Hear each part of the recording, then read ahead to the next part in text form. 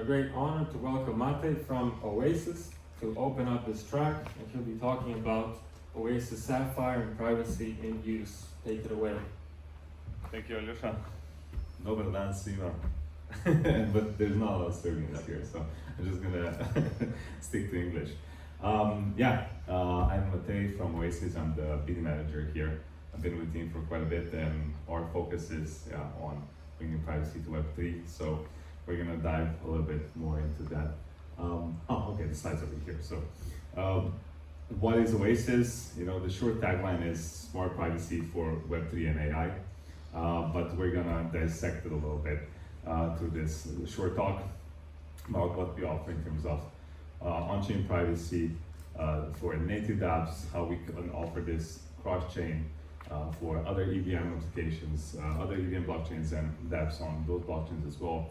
And we're going to go through the use cases. The talk is privacy in use, and I don't want to just go through the high-level stuff, but talk about complete examples, how this can be utilized and what benefits this can bring to the blockchain world. So,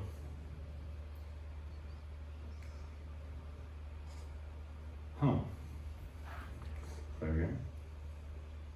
It's not working. Did I break it?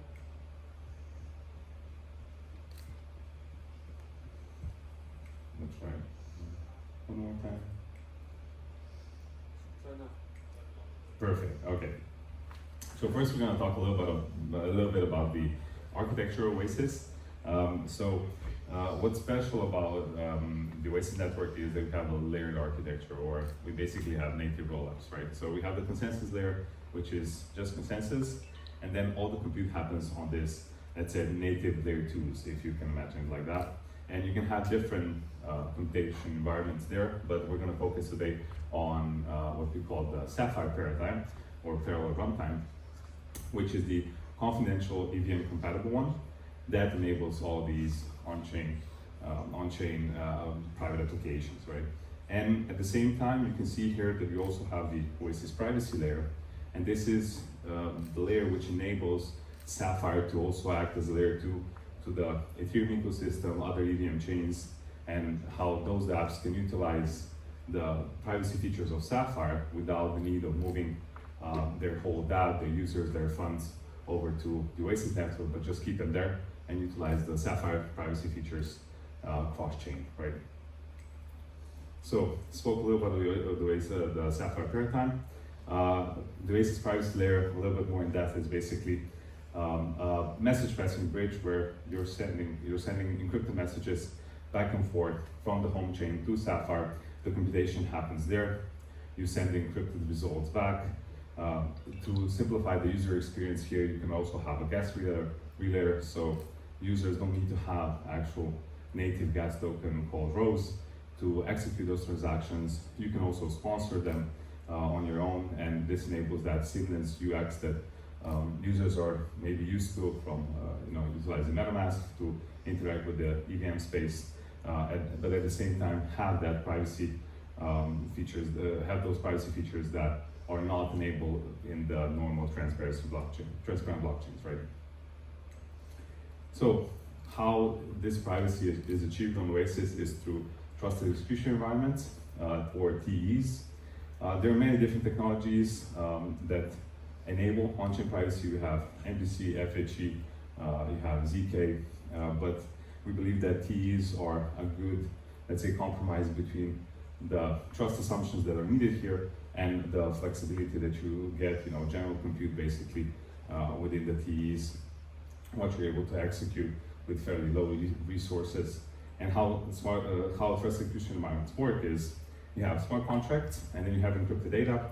All this goes into the secure enclave on the CPU, and then you gets computed over, and then you get the encrypted results out, and then you continue with your computations, right?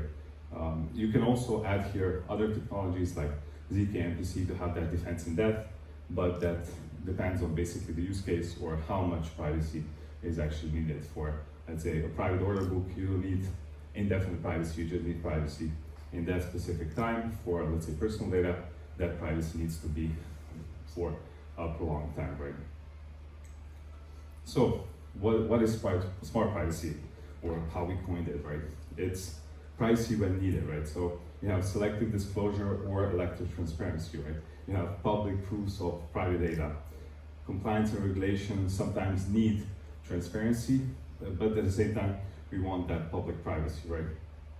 Then transparency with changing groups, right? So basically it depends what permissions some individual has and how these permissions are then set and shared, right? So having that flexibility to change the privacy or transparency and conditional access controls, right? So this all is enabled basically just managed by smart contracts, right? There's no central party doing this, it's all done autonomously. So now we're going into the heart of it.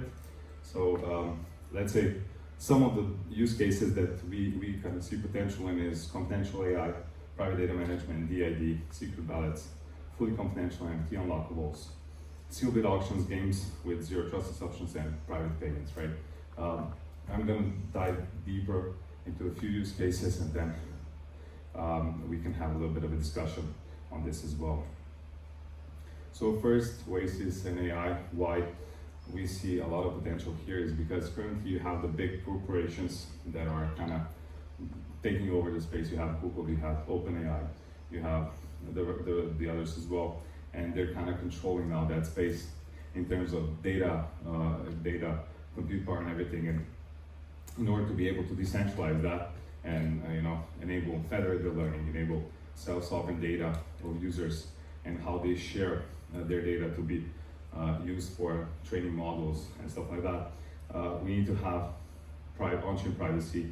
We need to have that, bring that ethos of don't trust, verify to AI as well. And we've seen already some good use cases with Ocean, how they're utilizing on-chain privacy, or Sapphire's on-chain privacy to submit predictions on-chain currently for price feeds for the top 10 cryptocurrencies, where you have data scientists, they run algorithms, machine learning algorithms, and when they kind of come up with a prediction if the price is going to go up or down, they submit it on-chain, and traders can verifiably purchase that data, not needing to trust anybody about the, let's say, validity of that, right? Then we have also Orion, Delta DAO, and many others building on top of Oasis tech, and we see a lot of other applications coming in the near future as well.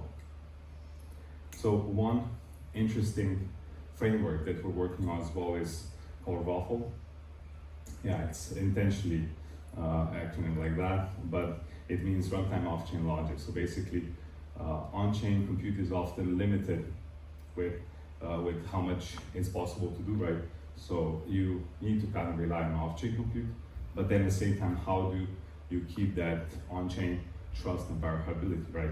And that's through frameworks like this, when you can bring off-chain components into the on-chain realm through remote attestation, through verifiable proofs on-chain, use the security and trust of the Oasis consensus layer, but at the same time have off-chain components that are computationally more capable and more flexible, right?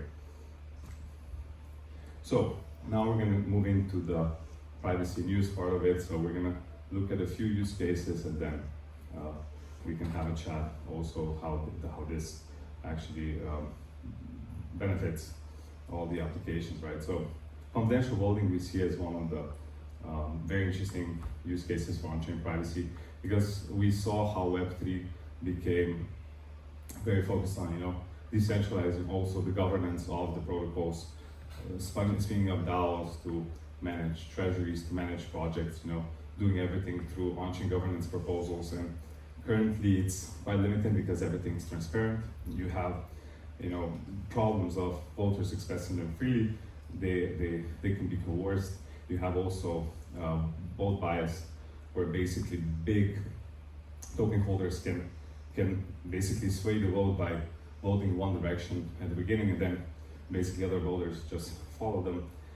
So that's kind of problematic in terms of having that unbiased voting experience as we are used to from, let's say, more traditional world like elections and the like. So we see this, and as one of the crucial things that we need to bring into Web3 as well. And what's good here is basically you have a lot of flexibility in how this is done. In the end, you can share individual votes, you can only share the aggregate, you can maybe share nothing and you do a temperature check of how the community is feeling about a certain topic question, right? So this is the flexibility that Oasis Privacy Tech offers and gives a lot of options to the DAOs, how they want to go about their governance. Then if we move to the next one, is the account abstraction. This is one of the topics that's I think quite popular. We have EIPs on account abstraction coming out every month probably, or even more frequently. And there are different ideas behind it. I think in the past, the smart accounts, the EIP 4327, mostly focused on basically who's paying for gas. But for us, we took a slightly different direction, right? Because we enable on-chain private smart contract storage, right? You're able to store private keys of wallets directly on-chain and then use some other authentication method to sign those transactions to be broadcasted in the network, right? So this actually simplifies a lot the onboarding, right? Because when you have the question of who pays for gas, you still need MetaMask, right? You need to still set up that wallet, save the seed phrase, or save a private key, right? With this, you actually don't have to do that, right? You move past that hurdle and you basically just have a very Web2-like experience where you use your Face ID, your fingerprint, and you're onboarded and you can start interacting with the DApp, right? We have a team that's called Apollo working on productizing this. They're going to build like a framework that you're going to be integrated to your own DApp, or also a third-party turnkey solution where you're going to be able to send your users to register and then start interacting with your DApp through this. What's cool about this as well is that it's not limited to EVM. Because you're storing private keys in the smart contract storage, you can also store, let's say, a private key of Bitcoin wallet or a private key of Polkadot wallet, right? You're not limited to just the 0x addresses, and you can have basically one contract for many different accounts, right? It's not that you have to deploy a smart contract on every chain that you want to interact with. This is just how we then broadcast those transactions to the designated chains. Sealed auctions is also one of the interesting ones. It's not limited only to NFTs. We also saw a need in, let's say, in bet selling of tokens, right? Where right now, if let's say, but we can stay on the NFTs, right? We had NFT launches, and what happened usually at the launches, there was gas wars about how much people, were willing to pay to get an NFT, right? The prices were usually set, and then you don't have that price discovery based on demand, right? So sealed auctions enable that you can have private bids, you avoid the gas wars, and you also have truer price discovery, right? Because it's not how much you're setting the price at, but how much the people are willing to pay for it, right? And this creates a whole new dynamic, right? So I think this is one of the very good use cases that needs to be introduced in crypto as well. This mimics the traditional world quite well, but with transparent blockchains, you can't really do that, right? Without having like an off-chain or a centralized component. With us, that's possible with fully on-chain mechanics to achieve that, right? One use case that we frequently speak about is also private trading, or how we call it private counting. If we look at some of the derivatives exchanges, right, when people go long or short, oftentimes, most of the time that's seen on chain, and then you have other users kind of trying to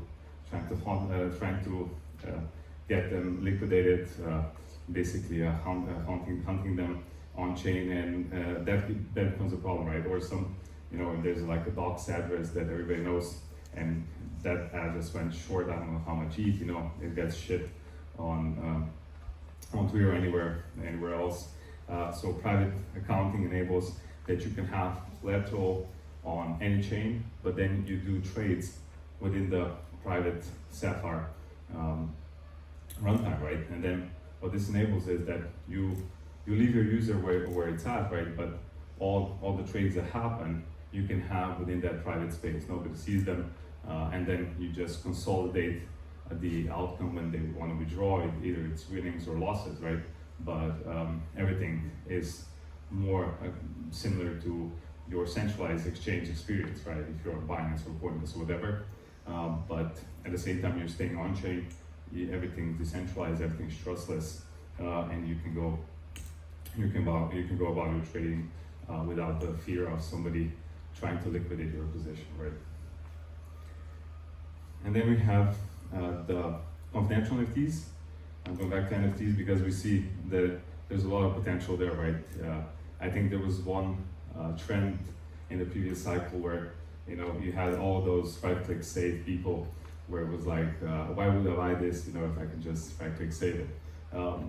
Here we could have, confidential NFTs enable public and private metadata. So you could have here some public data that's like, let's say, more low resolution. For instance, if we're talking about an image or a character NFT, right? A PFP NFT, low res image, and then only the true owner can have the high resolution version one that is unlocked within the confidential metadata, right? Or you can even set different, let's say, loot boxes, right, in gaming, where you can have on-chain verifiable rewards, but at the same time they're not revealed before you purchase that NFT, right? So it's all what the owner sees and what the public sees, right? So there's a lot of different use cases here that still have to be developed. We have Rehive, an ecosystem that's working on decentralized password managers through basically these confidential nodes. So that's going to be an interesting one coming up, I think, in a few months. And I think the last use case that we're going to speak about is gaming. Gaming has a lot of way to go still on bringing more of the gaming aspects on chain. Right now we see that the majority of the stuff that needs to be private in a game, it stays in the, let's say, off-chain side of things on the server, privy to the game developers, right? But I think here there's a lot of opportunity for games to bring more on-chain, to have that fog of war or verifiable randomness, that people can be sure that it's not being gamed or rigged behind the scenes, right?